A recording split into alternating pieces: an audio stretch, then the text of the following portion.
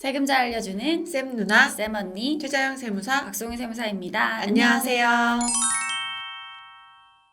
네, 저희가 어제 급여의 비밀, 급여 명세서에 대해서 알아봤는데요. 네. 이렇게 저희가 급여를 지급할 때 뭐 세금도 떼고 사대보험도 떼고 이렇게 된다고 했는데요.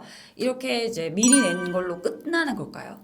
그쵸. 이렇게 끝나면 사실 사업주분들 입장에서도 되게 편하고, 우리 급여 받으시는 근로자분들 입장에서도 이렇게 완성이 되는구나 하실 텐데, 저희가 미리미리 냈던 세금, 미리미리 원천징수했던 세금이나 사회보험 같은 경우는 종류에 따라서 정산 절차를 거치게 되어 있어요.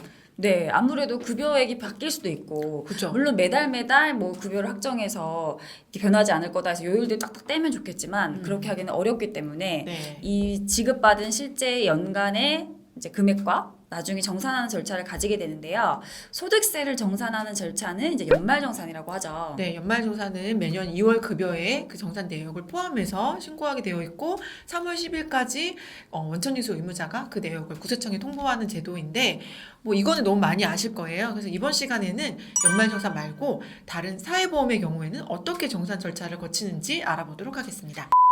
사회보험 이제 4가지 중에서 특히 근로자가 부담하는 건 3가지라고 말씀드렸죠. 네. 국민연금, 건강보험, 고용보험 이렇게 있는데요. 이 건강보험은 어떻게 정산이 되는지 네, 먼저 우선 살펴보겠습니다. 네, 건강보험부터 살펴볼게요. 건강보험 같은 경우는 우선 받으시는 급여에 일정 요율을 떼가긴 하는데, 이게 어떻게 보면 내가 지금 받는 급여에 떼가는 거니까 정산할 필요가 없지 않나 하실 텐데, 문제는 이 급여가 고정되어 있는 게 아니라 매번 바뀔 수 있다는 거죠. 또 여기에다가 성과급이나 이런 것들을 받을 수도 있고요. 네, 맞습니다. 그래서 건강보험이든 뭐 국민연금이든 사실 뭐 총급여의 몇 퍼센트 이렇게 요율이 정해져 있는 거기 때문에 이 금액, 급여가 바뀌면 내야 되는 사대보험액도 달라지는 거잖아요. 네, 맞습니다. 네, 그럼 이 공단에서는 이 숫자를 알게 되면 뭔가 정산하는 절차를 밟을 것 같아요. 네, 확인을 하는 거죠. 우리가 지난 1년 동안에 급여를 이만큼 준다고 해서 이만큼 요율대로 건강보험료를 받았는데, 사업주가 이렇게 냈는데 그게 맞는지, 실제로 급여랑 거기에 맞게 요율을 제대로 뗐는지, 건강보험료를 제대로 납부했는지 확인하는 절차를 거치는데, 그게 매년 몇 월 달에 하나요? 네, 4월 달입니다. 왜 4월 달에 하게 될까요?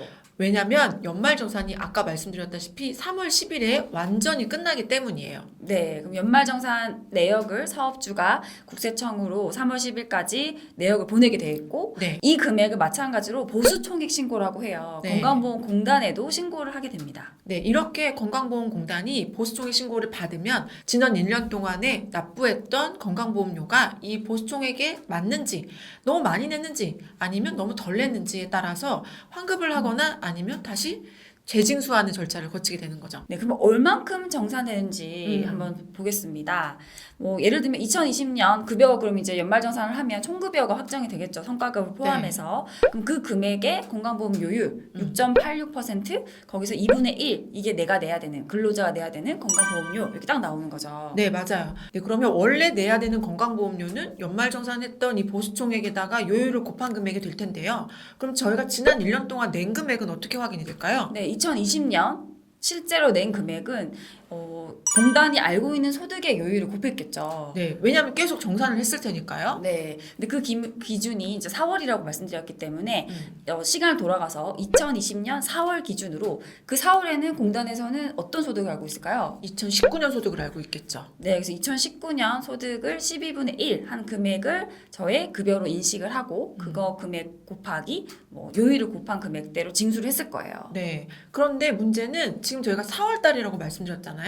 그러면 1, 2, 3월은 언제 소득인 거예요? 네, 1, 2, 3월은 또 그 직전 연도겠죠. 그럼 무려 2018년 소득이 되는 네, 거예요? 그러니까 2018년에 신고되었던 그 금액을 기준으로 1, 2, 3월에는 납부를 했을 거고 4월을 기준으로 4월부터는 2019년 걸 가지고 부과를 해서 금액이 이미 납부가 된 금액이 있는 거죠.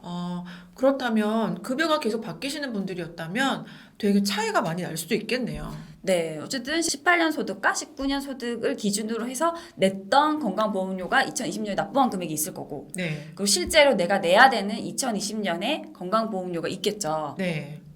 그럼 이거의 차이만큼을 정산하는 거죠. 네, 정산을 하게 되고 이 정산 내역이 4월달 급여에 반영돼서 실제로 납부는 5월 10일에 하게 되는 거죠. 네, 그리고 4월부터는 이제 바뀐 2020년 소득을 공단에서 알게 되었기 때문에 여러분들의 소득에 대해서 건강보험료를 부과할 때 2020년 소득을 가지고 건강보험료를 부과하게 됩니다. 네, 근데 이제 이렇게 정산했던 금액이 이제 정산을 해보니까 급여가 이제 막 올랐거나 성과급 때문에 많다. 그럼 한 번에 너무 많은 건강보험료가 징수될 수도 있잖아요. 네, 그쵸. 뭐 우리 급여를 받는 게 이만큼인데 건강보험료 정산 금액이 뭐 이만큼이다 그러면 급여를 못 받을 수도 있잖아요. 네.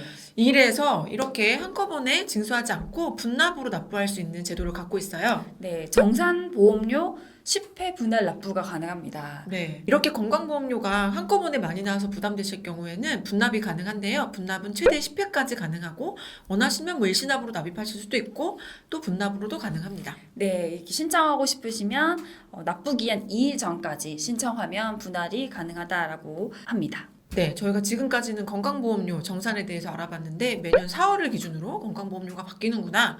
그래서 근로자분들이라면 4월 급여를 잘 확인해 보시는 게 좋을 것 같고요. 다음에는 국민연금에 대해서 한번 알아볼까요? 네, 국민연금도 소득에 비례해서 금액을 9%인데 4.5%씩 납부를 하도록 되어 있잖아요. 네. 이 국민연금도 마찬가지로 내 급여가 바뀌면 금액이 달라질 텐데 네. 국민연금도 마찬가지로 정산을 하나요? 국민연금은 정산의 개념이 없어요. 국민연금은 일종의 저금이잖아요. 그렇기 때문에 비용 성격인 거랑 차이가 있어서 정산은 없고 그냥 바뀝니다. 네, 국민연금도 이제 지난해 급여를 기준으로 해서 그 금액을 12분의 1로 나눈 금액이 내 급여 기준이 되고요. 그 금액 곱하기 4.5%한 금액이 국민연금이 되는데 네. 국민연금은 좀 건강보험이랑 다르게 한도가 있죠. 네, 한도가 있어요. 국민연금은 저금이다 보니까 급여가 많은 사람들이 많은 저금을 하지 못하도록 한도를 두고 있는데 지난 2021년 6월 30일까지는 한도가 503만 원이었는데요. 네. 이게 또 7월 1일부터 바뀌었죠? 네, 524만 원 급여 기준이고요. 네. 524만 원 곱하기 4.5% 하면 33만 원의 국민연금이 징수가 되는데 네. 그러니까 만약 급여가 600만 원이다, 700만 원이다 하더라도 맥스인 33만 원만 내는 거죠. 맞습니다. 네, 이렇게 한도가 있기 때문에 저금을 많이 하고 싶으셔도 한도까지밖에 못하는 제도가 바로 국민연금 제도인데요. 네. 국민연금은 지금 저희가 정산하는 게 아니라 바뀐다고 말씀드렸잖아요. 네. 그럼 바뀌는 기준일은 언제일까요? 네, 바로 7월 달입니다. 좀 다르네요, 건강보험이랑. 건강보험은 저희가 3월에 보수총회 신고를 한다고 했는데 국민연금은 5월까지 신고를 해서 네. 근로자들의 신고를 따로 하지 않아도 되고요. 네. 그 금액을 기준으로 6월 달에 정해져서 7월부터 적용을 하게 됩니다. 네, 그러니까 매년 7월에 국민연금이 바뀌게 되면 다음 6월 달까지는 일반적으로는 그대로 적용이 되는데 근데 이게 그렇지 않고 조금 바꾸시는 분들도 있긴 있잖아요. 네, 국민연금도 정산하는 특이한 경우들이 있는데요. 네. 그 특이한 경우는 이제 급여의 변동이 급격한 분들. 네, 30% 이상 네. 급격하게 변동되신 경우에 이거를 나는 올리고 싶다라고 신고를 하시면 다음 해에 정산하는 절차를 반드시 거치게 되는 거죠. 네, 아무래도 연금은 말씀하셨듯이 저축의 개념이다 보니까 임의적으로 이렇게 바뀌는 것을 좀 방지하기 그쵸. 위해서 네. 그렇게 변동이 있다면 바꿔줄 건데 근데 정말 실제 너의 소득이 얼마였는지 정산할 거야 라고 안내를 하더라고요. 네. 자, 이렇게 국민연금과 건강보험의 차이를 저희가 알아봤는데요. 그럼 마지막으로 고용보험까지 확인해 볼게요. 네, 고용보험도 마찬가지로 급여의 0.8% 이렇게 네. 부과가 될 텐데 그럼 급여 변동이 있으면 정산을 하겠죠. 네. 고용보험은 건강보험이랑 같은 개념이라고 생각하시면 돼요. 이거는 저금하는 게 아니고 비용 성격이기 때문에 똑같이 3월 달에 정산 절차를 거치게 되고요. 그러면 4월 1일부터 급여에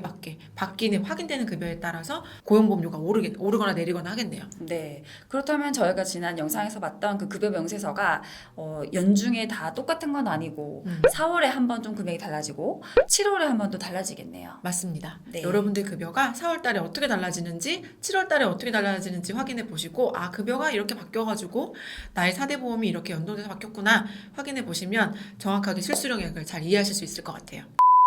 그럼 오늘 이렇게 직장 가입자의 4대 보험에 대해서 이야기를 해봤고요. 지역 가입자, 사장님의 경우라든지 지역 가입자는 조금 다른 체계를 가지고 있으니까 그럼 다음 영상에서 이야기를 해보도록 하겠습니다. 네.